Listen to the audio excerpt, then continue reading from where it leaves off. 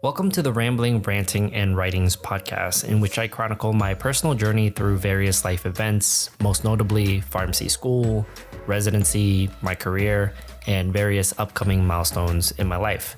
This content originally started as a personal blog of mine on Tumblr, and since I'm interested in dabbling in podcasts in the future, and I guess technically I am now, I figured I'd share some of my personal thoughts with all of you in hopes that it'll help to inspire or motivate some of you in your own personal journeys.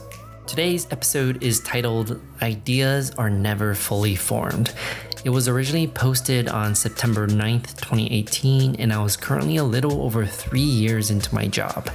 With that being said, let's go ahead and get started.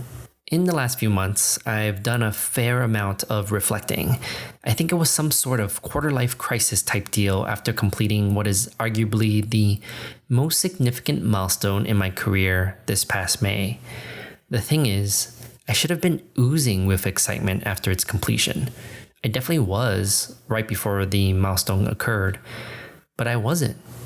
In fact, I found myself asking myself questions. Yes, I know it's weird. Like, what should I do next? Why do I feel apathetic? What is my purpose in life? And am I even heading in the right direction? Unfortunately, I didn't have any answers and decided that I'll run away to figure them out. Literally. I booked a ton of trips, hoping that somewhere, somehow, I'll find the answers. Well, I've just completed my last trip this past week, and I still haven't found what I was looking for. Though I did come back with a lot of inspiration, memories, and new friendships. That's not all I came back to, though.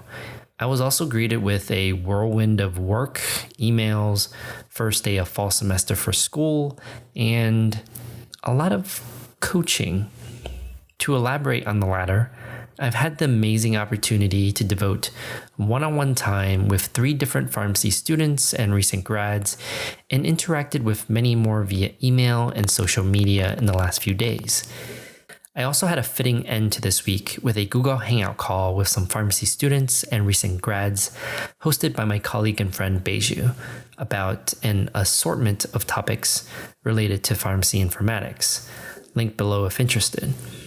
It made me again reflect on the questions I posed to myself just a few months prior, and specifically made me think about my purpose in life and how I can go about accomplishing my lifetime goals.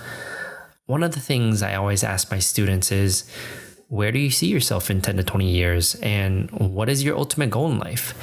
They probably think I'm crazy, which I'm not denying, but I think it's important to set these goals so we can base our present decisions on them. You see, as much as I believe in having a lifetime goal, I also believe that ideas are never fully formed. In fact, they may even change, and that's okay. As long as we have a goal in mind and we're working towards it, that's all that matters. Furthermore, most would probably disagree with me, but I also think lifetime goals should be lofty, somewhat vague and overarching, and if it's, quote, impossible, even better. There's a quote from Steve Jobs that I really resonate with, and that goes, "The people who are crazy enough to think that they can change the world are the ones who do." For me, my lifetime goal is to improve health around the world and decrease healthcare costs. I don't know how I'm going to accomplish that goal, or even how to measure it. But I do know that every decision that I make will be influenced by it.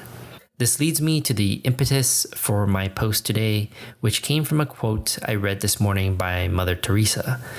"I alone cannot change the world, but I can cast a stone across waters to create many ripples." This was a nice affirmation for myself as I've slowly defined the pragmatic manifestation of my goal. Leveraging social media, specifically YouTube, to educate and spread awareness of the pharmacy informatics field. I personally think that the pathway to my lifetime goal will revolve around scalable solutions. And although pharmacy informatics is somewhat narrow in the grand scheme of things, I think that there is so much untapped potential in pharmacy informatics, and it's also my area of expertise currently, that it's worth investing my time and effort into. Ideally, I hope to expand into other industries moving forward, but hey, that's why ideas are never fully formed and why I strangely ask myself these questions and reflect. That's it for this week's episode of the Rambling, Rantings, and Writings podcast. Thank you all for tuning in and listening. If you've enjoyed this content, please do let me know. I'm always interested in feedback from my audience on ways to improve, and it's certainly nice to hear from you all in general, be it good or bad.